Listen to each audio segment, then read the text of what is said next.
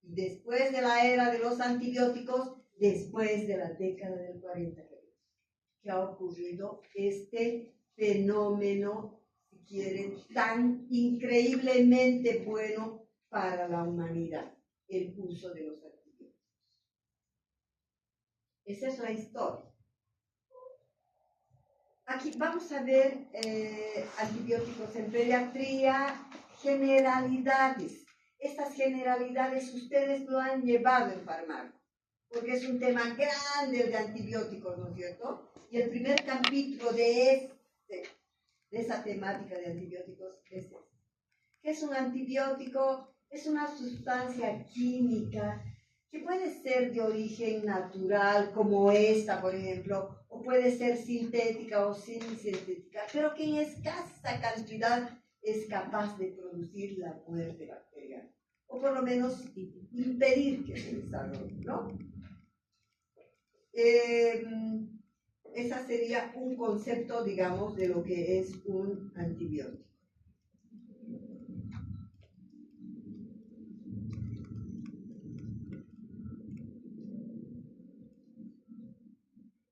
Vamos a ver acá los mecanismos de acción de los antibióticos, y son 4.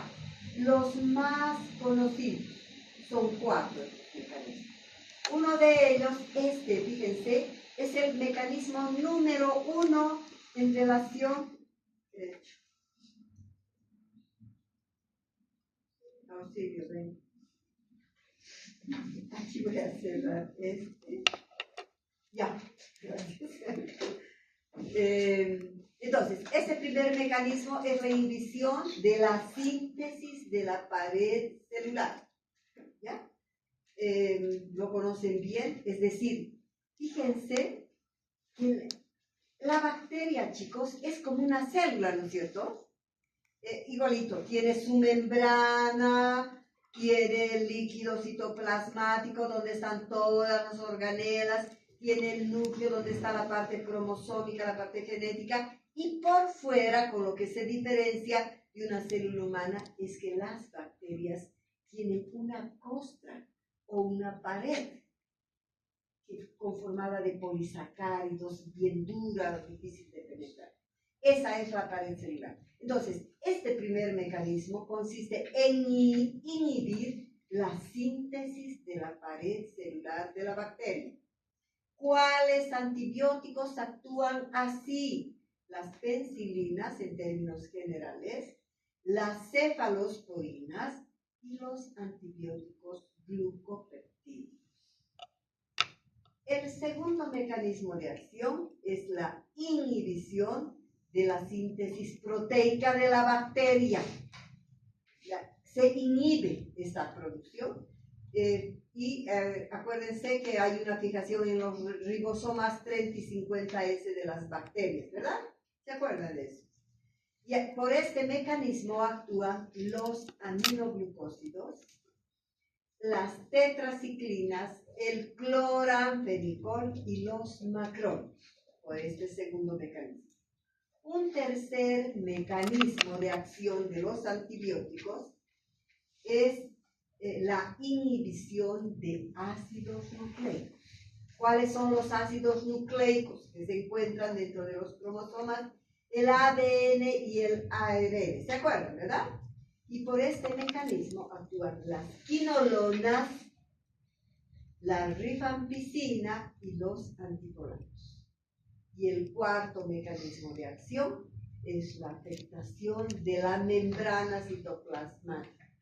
Es decir, si aquí en la parte central tengo el núcleo, tengo el citoplasma con todas las organelas, por fuera está la membrana citoplasmática y por fuera la pared. Entonces, en esta membrana delgadita hay una afectación y así actúa la polimixina. ¿Cuál es el espectro de acción? ¿Se acuerdan esto, no, chicos? Que los antibióticos los podemos considerar de espectro reducido y de espectro ampliado, ambos, ¿ya? Y estos de espectro reducido son los que van a actuar, si quieren, sobre un grupo reducido de bacterias, sobre uno o dos, digamos, de bacterias. Son muy selectivos, ¿ya? En cambio, el de espectro ampliado actúa sobre 2, 3 o más grupos o familias de bacterias. Por eso se las denomina de amplio espectro. Estos de espectro reducido son las penicilinas que actúan exclusivamente sobre gram positivos. Otro de espectro reducido es la eritromicina. También en su gran mayoría su espectro es sobre los gram positivos. La gentamicina, la kanamicina son también de espectros reducidos porque actúan sobre ¿quiénes? Gram negativos. Estos dos primeros son gram positivos, pero kanamicina gram negativos. ¿Ya? Esos son los que son, digamos, bien terriblemente selectivos. Y los de amplio espectro son, ya hemos dicho, sobre 2 o más grupos, ¿no? Por ejemplo, ahí están, digamos, la tetraciclina que actúan sobre la clamidia, sobre la borrelia, sobre muchos gérmenes gram positivos, gram negativos, aparte de estas cosas. El cloranfenicol, también de espectro amplio, porque actúa sobre gram negativos, sobre la salmonela, sobre los anaerobios, sobre el hemófilus. Son grupos diferentes, gram positivos, gram negativos y además las quinolonas lo mismo y el cotrimoxazol también. Todos estos son de espectro ampliado. Por lo menos así groseramente yo tengo que saber sin dudar, queridos, esto. ¿Ya? Tipos de antibióticos. Los tipos de antibióticos son bactericidas y bacteriostáticos. Los bactericidas, acuérdense, bactericida, su terminación me está indicando, ¿verdad? Me está indicando que este grupo de antibióticos produce la muerte, produce muerte, los aniquila totalmente. Y ahí los ejemplos más claros e increíbles son estos dos, el grupo de las penicilinas y el grupo de la gentamicina, micacina, que son aminoglucosas. ¿Ya? Estos son bactericidas por excelencia. Y los bacteriostáticos no producen la muerte, sino que es lo que hacen, limitan la población de la bacteria, la vuelven bien reducida y cuando está reducida ya no tiene la capacidad de producir la muerte. No tiene esa capacidad, ¿ya? Entonces, estos van a inhibir el crecimiento bacteriano, así actúan el cloranfenicol, la eritromicina y otros bacteriostáticos.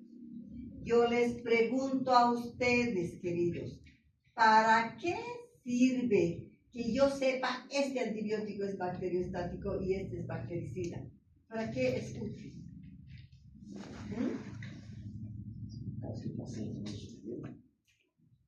¿Perdón? En caso de paciente inmunosuprimido con inmunidad baja. Sí, puede ser, pero hay algo así bien aplicable claramente. ¿Para qué me sirve? Me sirve, digamos, en pacientes intrahospitalarios. Y me sirve para hacer asociaciones de bacterias. En el inmunodeprimido se hace, pero la respuesta correcta es decir, para hacer asociaciones de antibióticos en diferentes tipos de bacterias, de pacientes, aunque no sean inmunodeprimidos, ¿ya? Entonces, si se acuerdan, chicos, porque esta era la primera clase de fármacos, de antibióticos, si se acuerdan, cuando dos bactericidas, cuando combino dos bactericidas, ¿qué pasa? ¿Se acuerdan? Sí. Su efecto se sinergiza, aumenta. Si digamos este antibiótico tiene una potencia de 2, por decir cualquier cosa, y este de 2, cuando yo uno estos dos, el efecto final es 5 o 6. O sea, se potencia, no es 4, no se potencia. En cambio, cuando un bactericida, un bacteriostático, no es la misma acción, puede ser igual o incluso menos. Por eso que las combinaciones, digamos, hay que tener en cuenta muy bien, conocer qué cefalosporinas son, cuáles son bactericidas, cuáles de los que voy a combinar son bacteriostáticos, ¿ya? Esa es la gran ventaja de conocer. Esto particularmente les va a servir cuando estén en hospitales, ¿ya?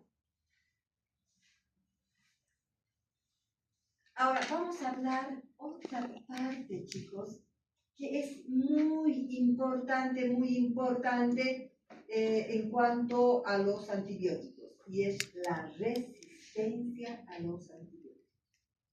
Este es un fenómeno que está creciendo cada vez más. Yo prefiero hacer siempre mucho hincapié aquí. Fíjense que hasta hace unos años atrás, en el mundo entero, los grandes países que mueven la economía mundial, las grandes transnacionales, destinaban siempre un porcentaje del dinero para investigación de nuevos antibióticos en caso de resistencia. Han aparecido, si primero eran solo derivados de la penicilina, después han aparecido otros, y fueron haciendo resistencia, y siempre había una alternativa que obviamente resultaba ser al inicio más cara, ¿no? Pero últimamente, eso es lo que se escribe, por ejemplo, en los congresos así de infectología, etcétera, los mundiales. ¿Qué es lo que está pasando últimamente? Estas transnacionales ya no están destinando ese dinero al estudio de los antibióticos, porque están destinando a cosas que les producen rédito. Por ejemplo, colágeno, que no es lo más importante ni salva la vida. Las estatinas, las torvastatinas, esas han disminuido niveles para poder entrar en los comercios. Antes niveles que eran considerados normales, ahora no, ya tienes que utilizar esto, ¿no? Y hay muchas situaciones de ese tipo, ¿no?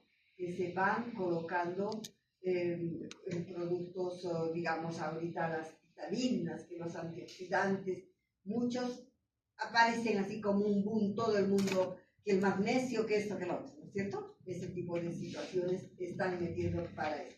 Entonces, ¿por qué les digo esto? Porque tenemos que aprender, queridos, a hacer uso racional de los antibióticos. No, ¿de dónde resulta muchas veces esto? Resulta del mal uso que hacemos los médicos. ¿Viste? Y para esto, por ejemplo, cuando la gente no está bien formada, el médico o el estudiante de medicina no está bien formado, vaya en el hospital, así nos inundan los visitadores médicos. Y entra cefixima para la infección urinaria, cefixima. La cefixima ya es una cefalosporina de tercera generación, y la que es en pediatría, por ejemplo, de primera elección, es una de primera generación, no es de tercera generación. Esa yo me la tengo que guardar cuando mi niño ha hecho resistencia a muchas y recién utilizar, ¿no es cierto? O una simple faringitis que probablemente, porque la mayoría son virales, ya le están dando antibióticos que no le dan ni siquiera una amoxicilina, sino ya le dan cosas más sofisticadas, cosas que se pasan a una acitromicina o se pasan a una cefalosporina, un maxibiótico, ya están dando esas cosas. Y no está bien. Deberíamos utilizar siempre primero quemar los de primera generación y tener alternativas, ¿no? Porque cuando muchas veces si he agarrado varias veces cefalosporinas, si llega un momento y llega la terapia, ya va a ser resistencia, pues, cuando de verdad lo necesitan, ¿no es cierto? Entonces, eso se llama uso racional. Es uno de los objetivos, queridos, de este tema. Hacer un uso racional de los antibióticos para evitar precisamente tema de la resistencia bacteriana. Por eso se dice, si un antibiótico no es efectivo frente a una bacteria, la bacteria se dice que es resistente, no nosotros. Si una respondía bien a un determinado medicamento y después ya no, lo que ocurre en las infecciones urinarias o en las amigdalitis crónicas, etc., se dice que ya es resistente. La bacteria ya es resistente. Y así, dos grupos grandes de resistencia existen. Una resistencia intrínseca y una resistencia adquirida. La resistencia intrínseca, su nombre nos está indicando, ¿verdad? Intrínseca quiere decir per se, de por sí, por siempre. Eso es intrínseco. Es una característica propia de cada especie bacteriana, esa resistencia. Y el ejemplo típico es, por ejemplo, de una pseudomonas que aunque le des turriles de penicilina a la pseudomonas por la vía endovenosa, no le hace ni cosquillas. La pseudomonas es intrínsecamente resistente a las penicilinas, ¿verdad? No le hace nada.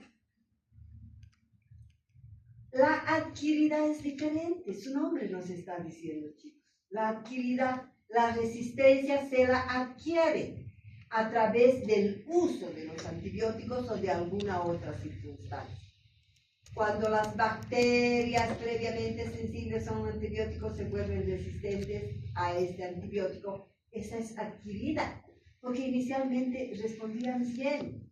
Ha habido un acontecimiento, algo, un mal manejo, cualquier otra situación, ha tomado poco tiempo, ha tomado dosis bajas que no corresponden, etc., y hace una resistencia adquirida.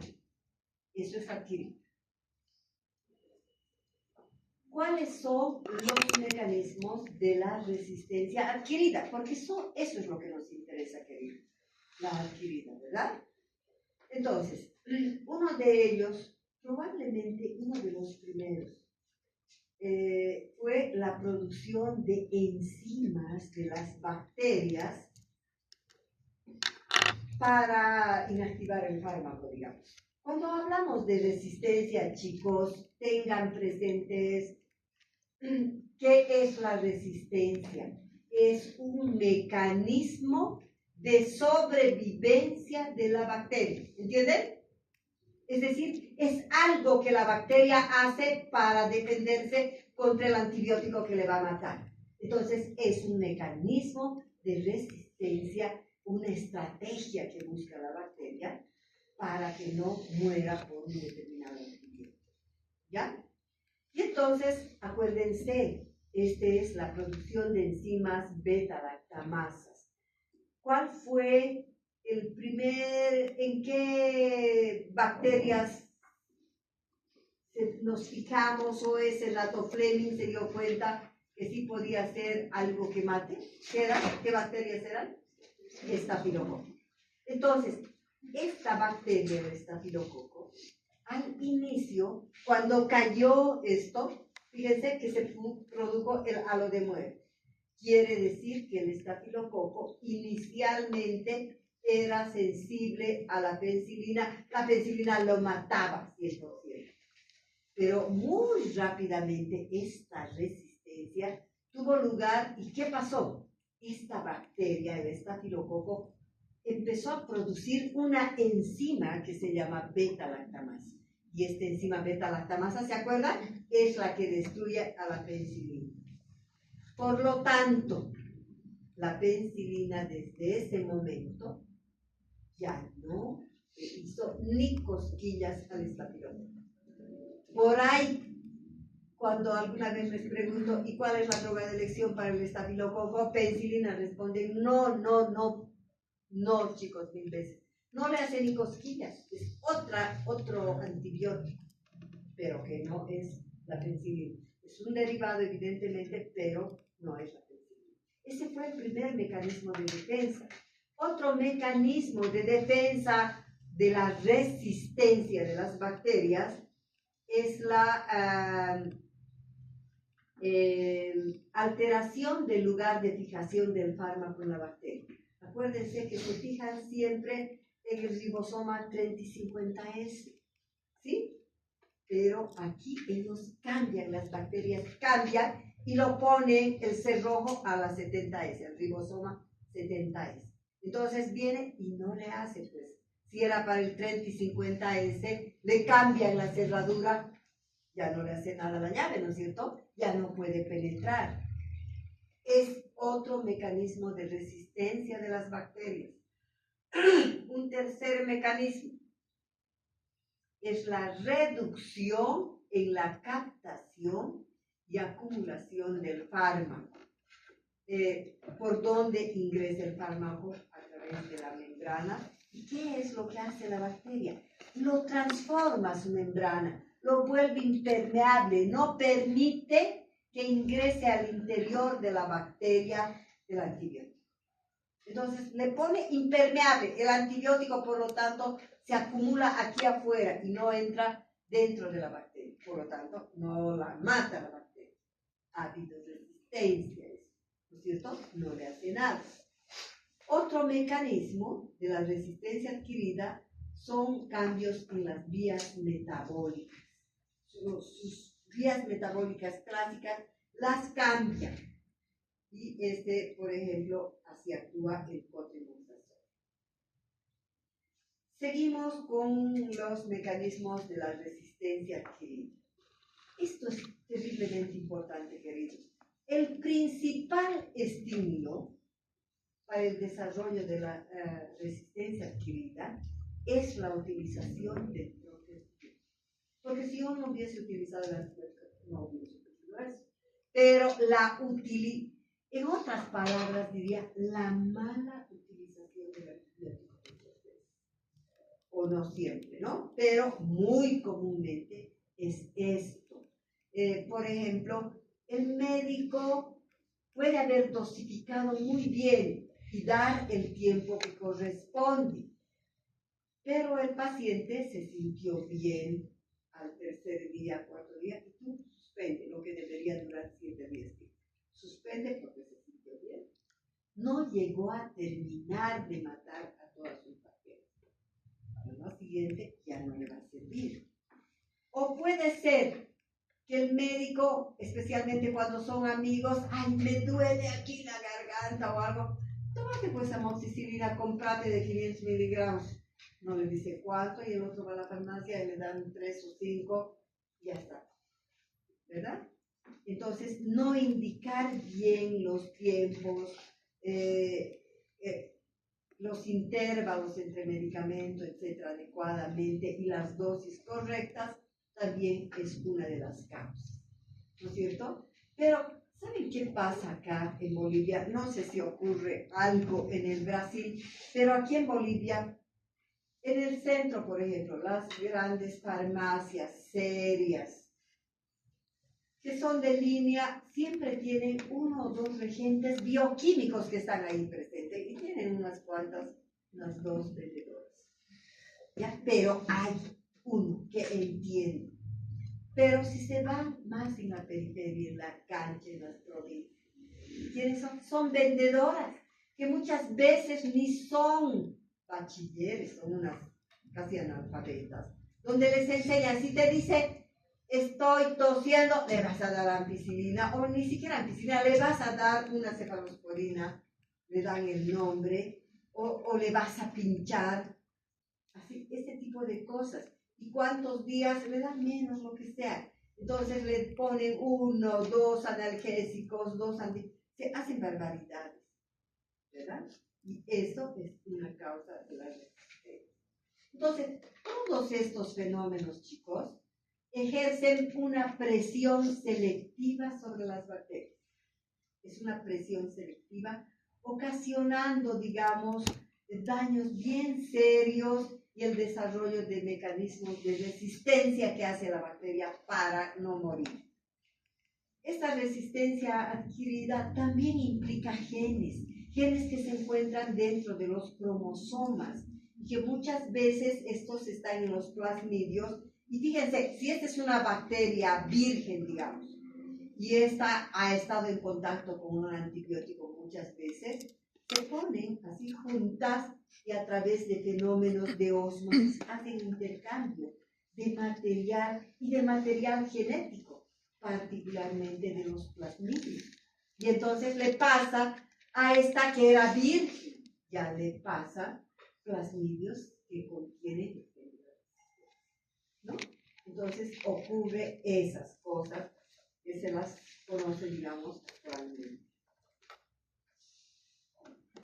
Ahora, vamos a ver antibióticos que inhiben la síntesis de la pared celular. Ya saben ustedes estos antibióticos cuáles son.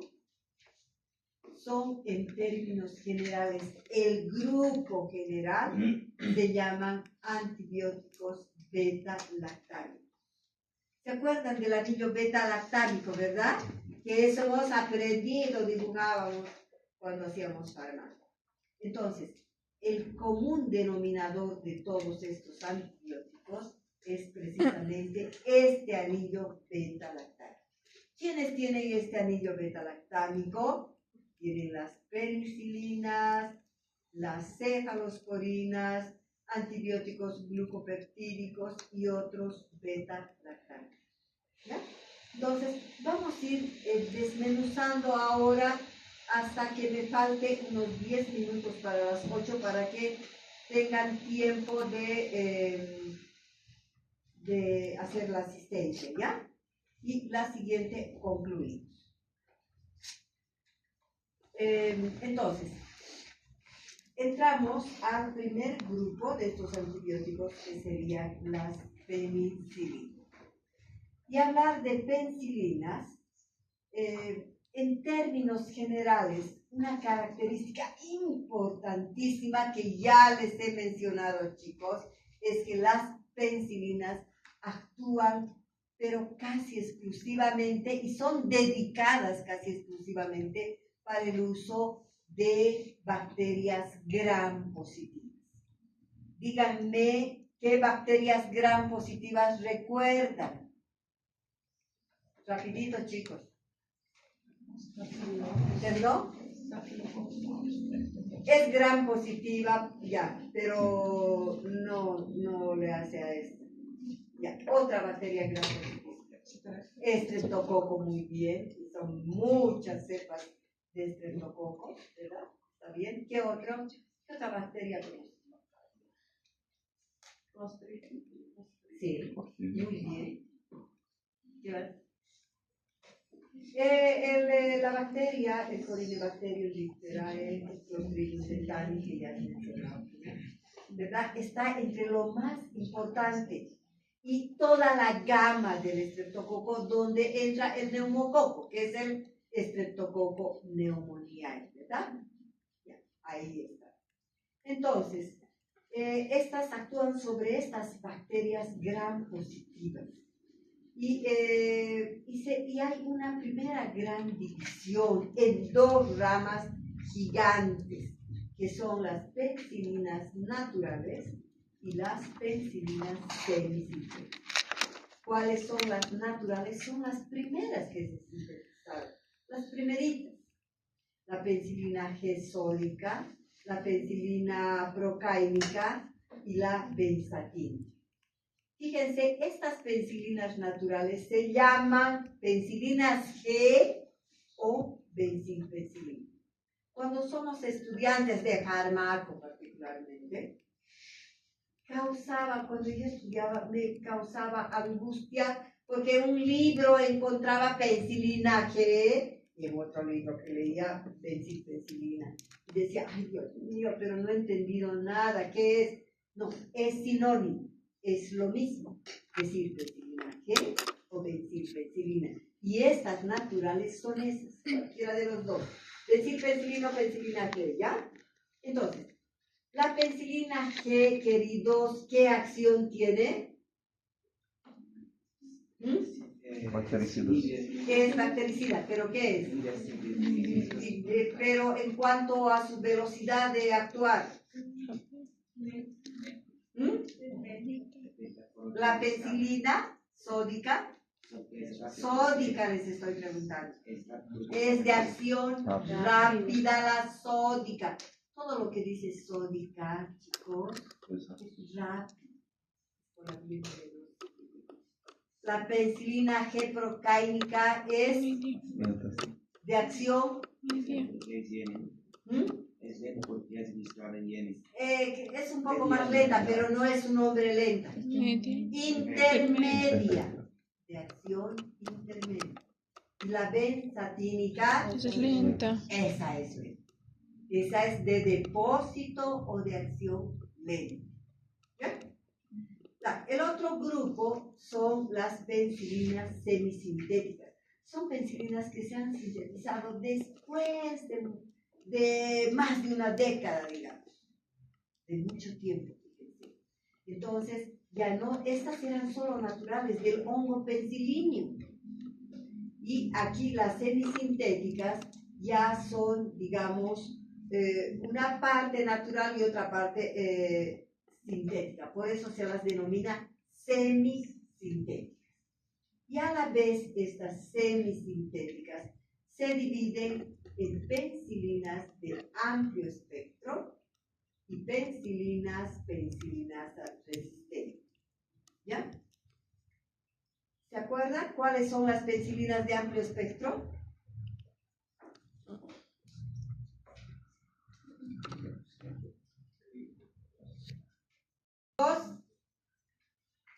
No les puedo creer que no sepan eso.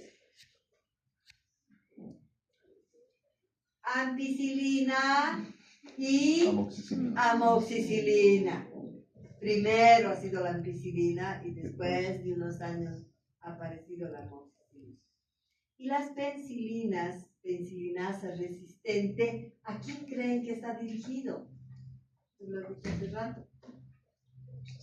Al estafilococo, porque pueden darle turriles y ya les he dicho de penicilina, no le hace nada de estafilococo. Entonces, hay penicillinasa resistente. ¿Se acuerdan alguna?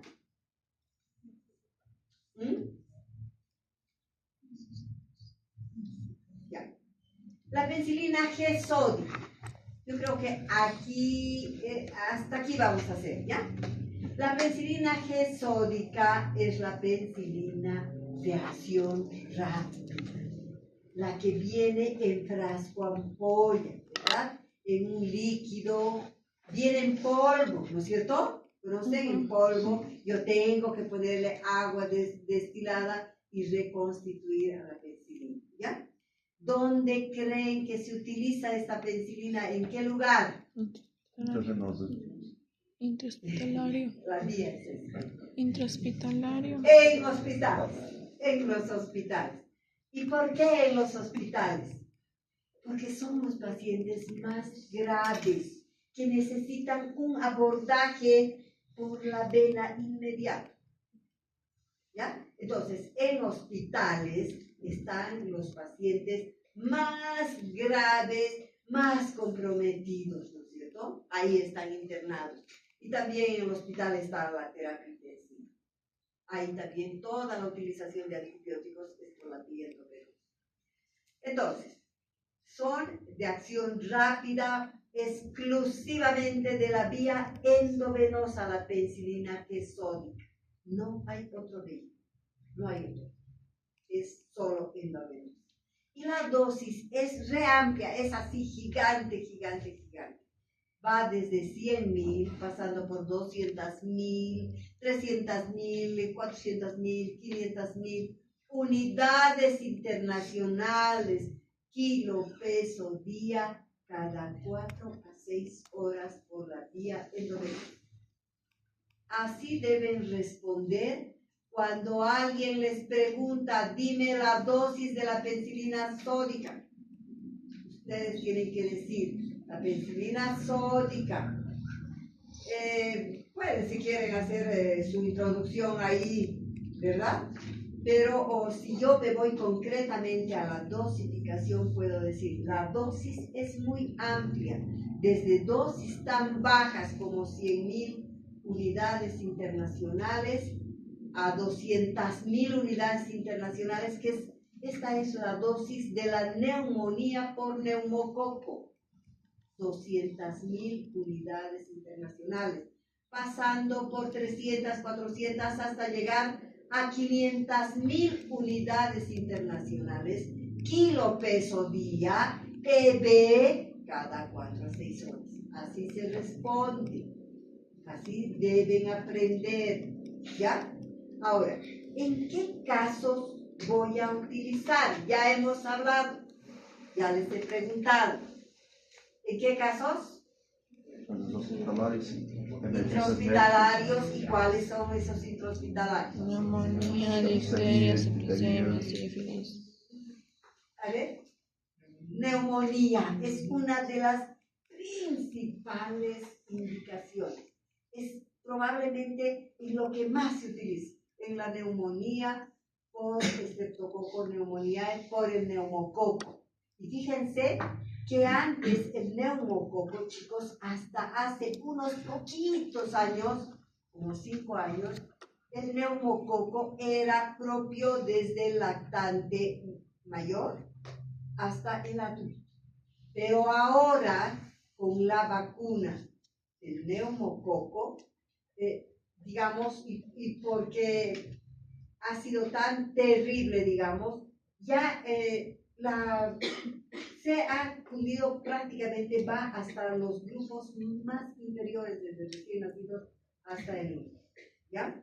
Entonces, el neumococo por el neumococo estreptococo, la difteria, que gracias a Dios ya no lo vemos por la vacuna.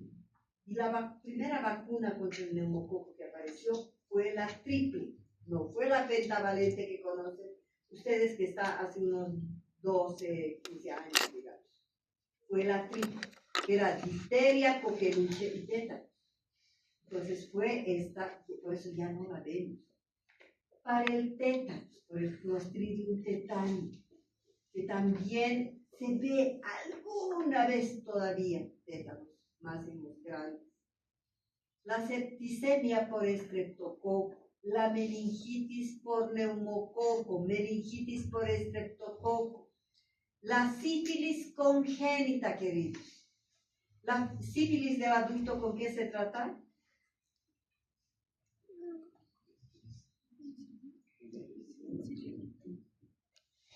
¿Con qué se trata la sífilis del adulto? Ampicilina. No han hecho infectología.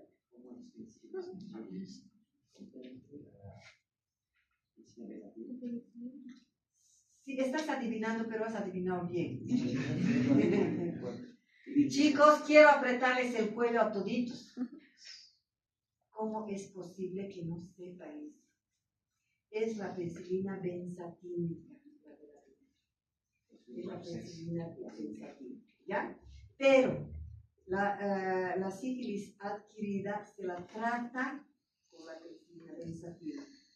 Pero la sífilis congénita, porque es de un recién nacido, de un neonato, que no tiene sus riñones bien, esa se la trata con penicilina sódica. Con penicilina sódica, ¿ya? La meningitis por meningococo, por neumococo, en toditos estos, la droga de primera elección es la penicilina sódica, ¿ya?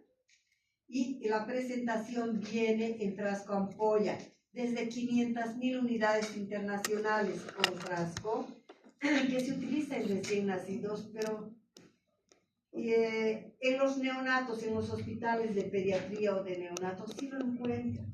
Pero si yo quiero utilizar en otro lado, voy a una farmacia extra, no lo encuentro. Si lo encuentro es carísimo. Entonces no tiene sentido. La más utilizada es la de 1 millón en pediatría. La de 1 millón, hay de 1 millón, de 2 millones, de 5 millones, de 10 millones, de 20 millones, hay hasta de 30 millones. ¿Ya? Obviamente que los de menos potencia son para niños desde recién nacidos, ¿no? Entonces, algo que no está aquí y no te dicen los libros, es que una vez, pero ustedes tienen que saber, una vez, y la mayoría no está, yo he leído en unos libros sigue habiendo, chicos, en el Hospital Viedma hay una farmacia para los pobres, es la farmacia del voluntariado, que inicialmente eran unas damas alemanas casadas con bolivianos, que hicieron un grupo de beneficencia poniendo un hospital cuando no había SUS en el voluntariado, que hasta ahora existe ese. Yo puedo ir, si ustedes alguna vez necesitan y no tienen plata, vayan y ahí tienen, y les regalan. Entonces, estas damas traían medicamentos de Alemania, de toda Europa, recibían donaciones, y era para los pobres que tenían que comprar. Y entonces ellos no tenían. Y con ellas he aprendido en libros de medicina, porque había incluso un médico allí en esta farmacia, que él ayudaba a los internos, nos ayudaba. Entonces, ahí nos mostraban que una vez diluida, ahí yo he aprendido, chicos, porque no he encontrado en ningún otro libro, que una vez diluida, la dilución, la potencia de la penicilina en horas baja hacia el suelo. Bajas y traen. Entonces, si esta valía 1 millón, el frasco entero, en unas horas estaba casi al cero. O sea, estaba con una potencia así baja. Y si mi paciente está internado y está grave, y yo necesito, queridos, buena potencia, yo no puedo guardarme la penicilina. Por eso es que se compra justo la dosis que corresponde más o menos, o la de 1 millón en pediatría, y lo que sobra se bota, se desecha. Yo tengo que diluir para la siguiente dosis una nueva que esté con la potencia. ¿Ya?